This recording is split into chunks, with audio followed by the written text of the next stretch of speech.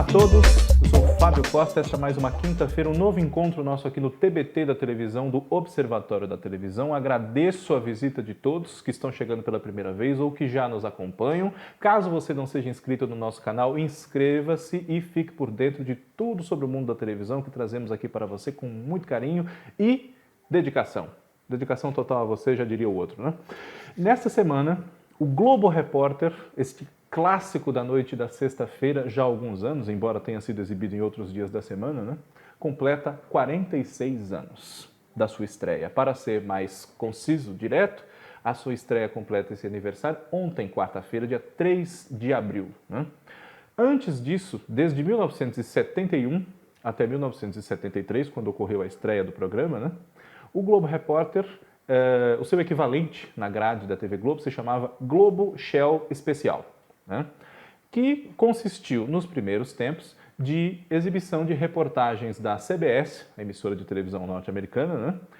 Devidamente reeditadas e com locução brasileira, aqui para apresentar aqueles temas de interesse geral aqui para o público brasileiro, sob patrocínio da empresa de combustíveis, né? A Shell.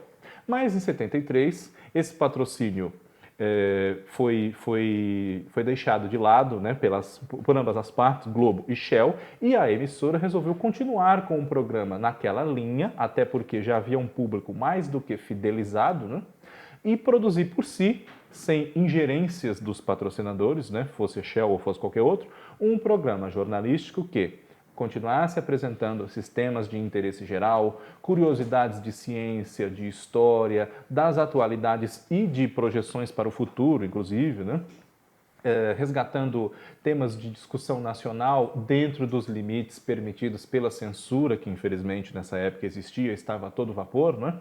E, claro, com uma cara que para o telespectador da época fosse atrativa, né? Tivesse apelo comercial, apelo de audiência. Né?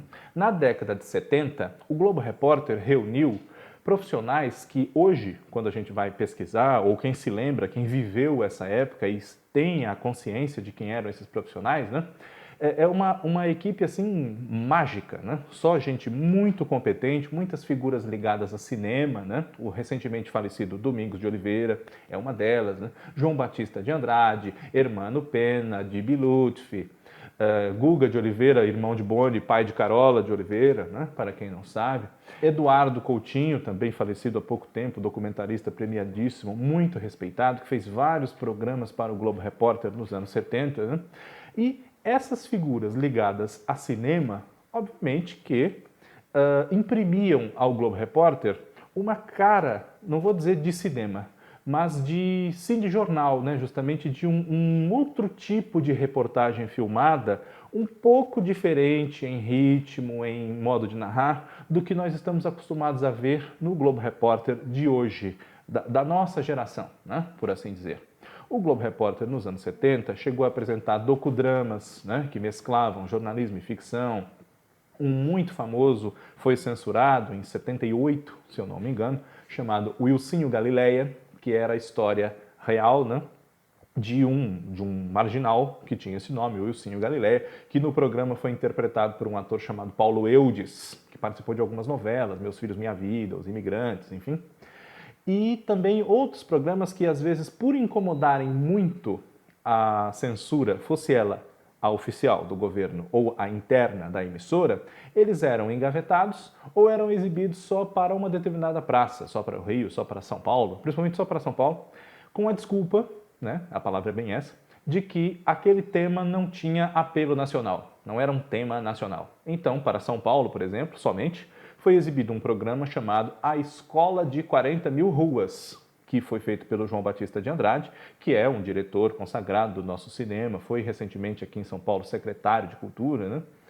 E produziu, entre outros muitos filmes, Macunaíma, baseado na obra de Mário de Andrade, com Paulo José, Grande Otelo, Denis Fati, Jardel Filho, enfim. Né? Esse é A Escola de 40 Mil Ruas. Esse título fazia uma referência justamente à nossa cidade aqui de São Paulo. Nós estamos aqui em São Paulo, eu estou falando com vocês de São Paulo. Né? E os personagens cujas trajetórias eram narradas no programa eram os meninos de rua, justamente porque eles moram na rua, não tem quem olhe por eles, ou não querem ser olhados por aqueles que se oferecem falsamente para cuidar deles, e por isso tem na vivência das ruas a sua grande escola, indesejadamente, né? Porque isso é um mal para a sociedade, incontestável. Programas assim foram a tônica do Globo Repórter pelo seu horário, que durante algum tempo foi um pouco mais tardio, né?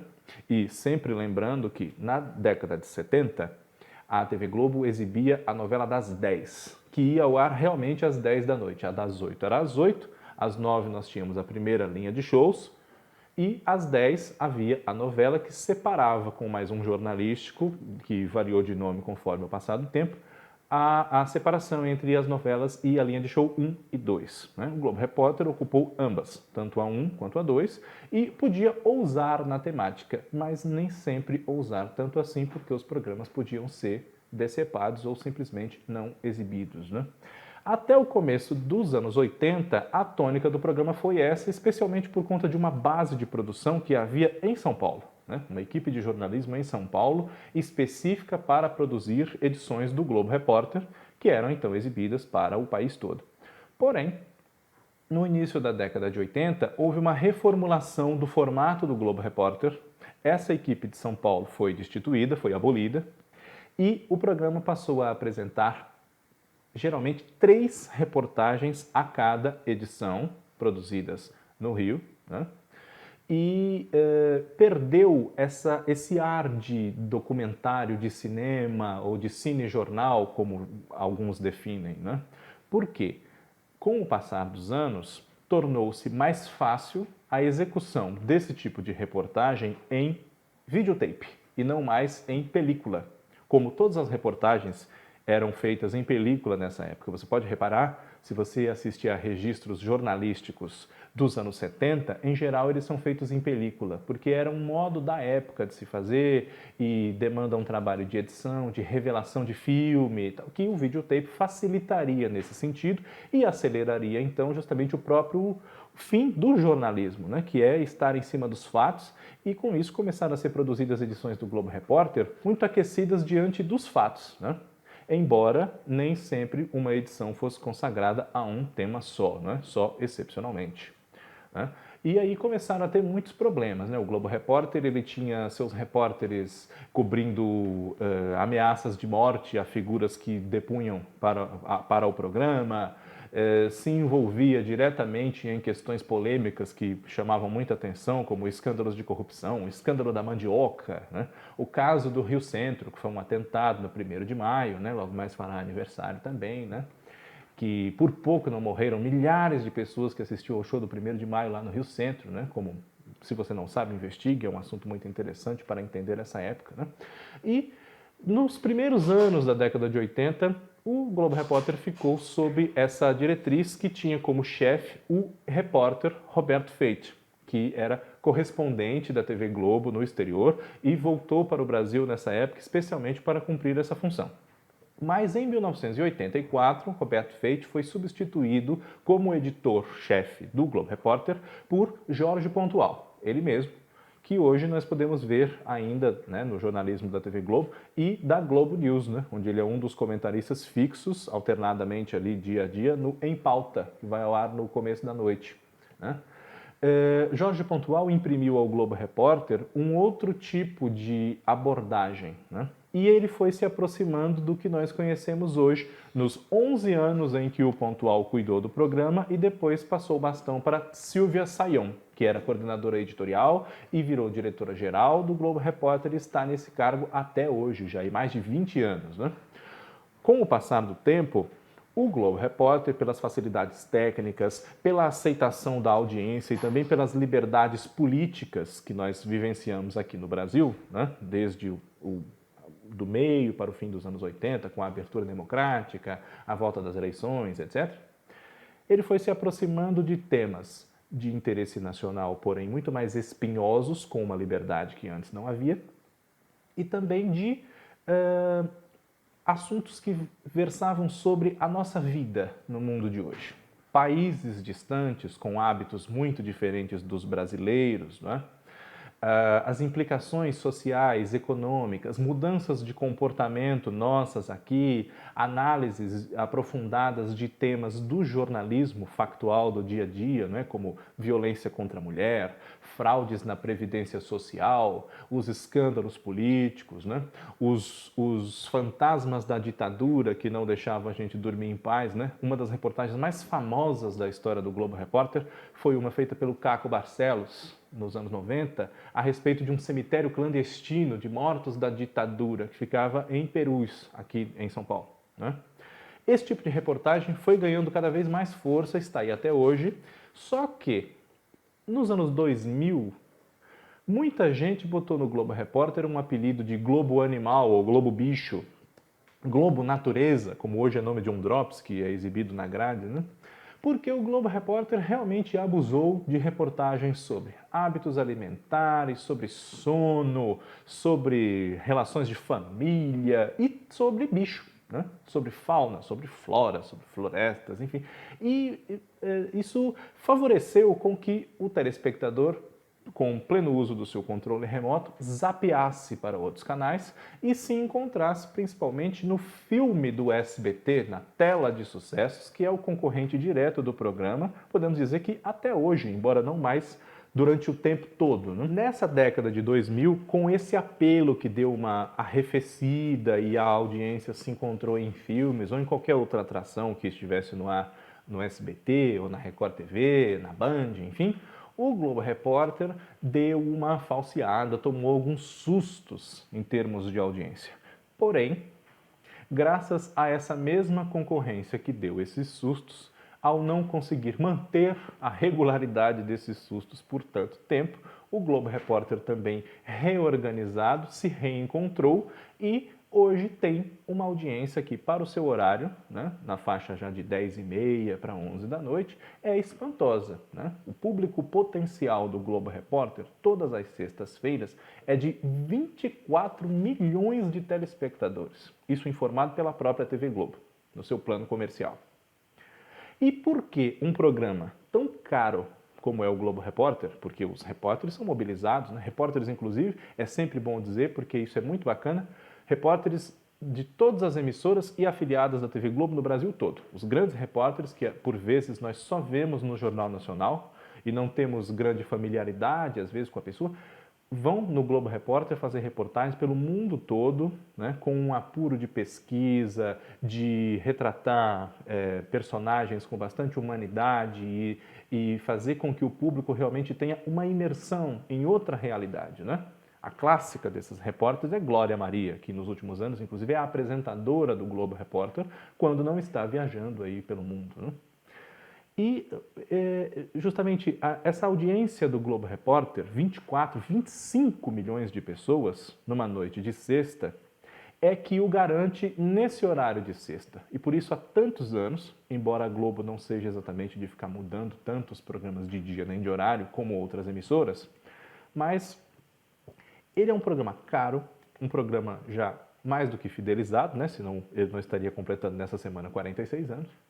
E é muito complicado deslocar um investimento tão grande e uma atenção que você já tem, entre aspas, de graça, de dia, da sexta, quando você que trabalha pode dormir até um pouco mais tarde no sábado, não tem a preocupação de desligar depois da novela, por exemplo. Né? Muita gente, mais do que você pode pensar, passa por isso. Depois da novela tem que desligar a televisão, porque no dia seguinte acorda cedo para ir trabalhar. Né?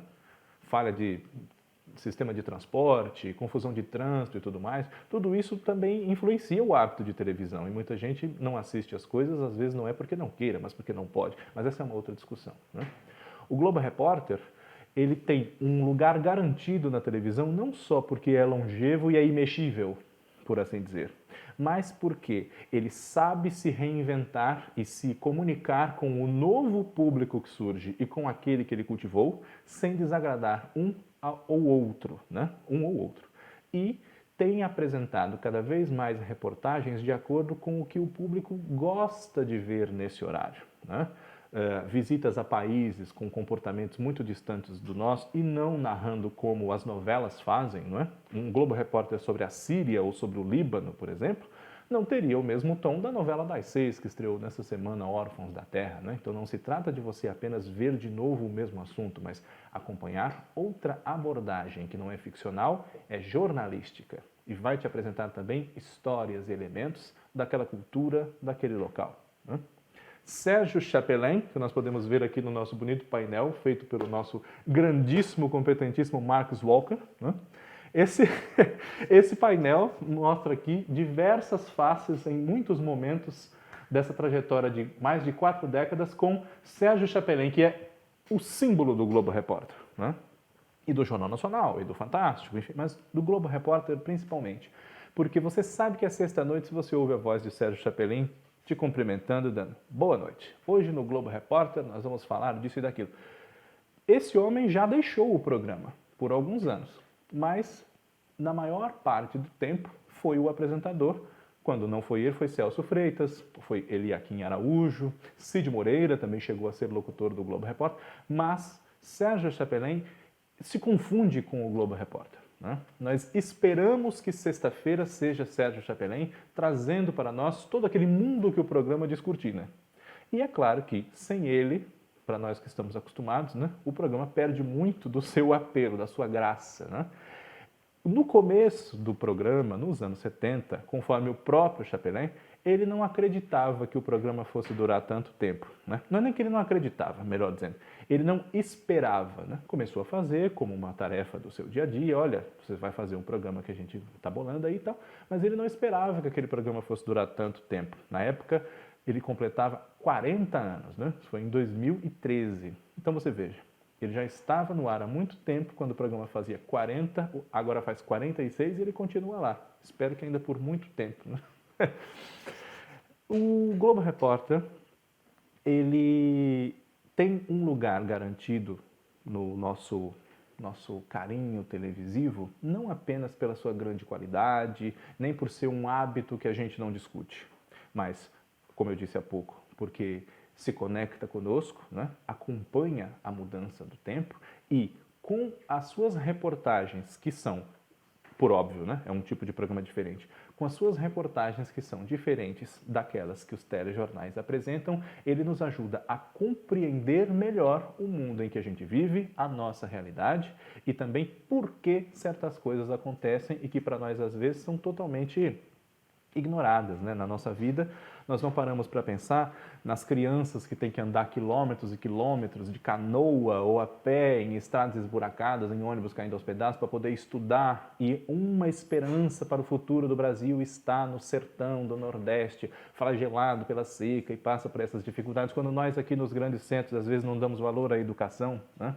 Essas pessoas que têm dificuldade para comer, para se alimentar, para se vestir, quando os telespectadores dos grandes centros não vivem essa dificuldade, quando você não vive certas coisas, você passa a pensar que o leite vem da caixinha e não vem da vaca, né? E programas jornalísticos como o Globo Repórter contribuem para que as pessoas entendam melhor o mundo em que elas vivem, né?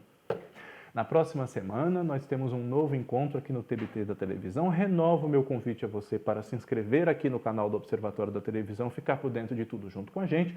Um abraço, muito obrigado a todos. Tchau.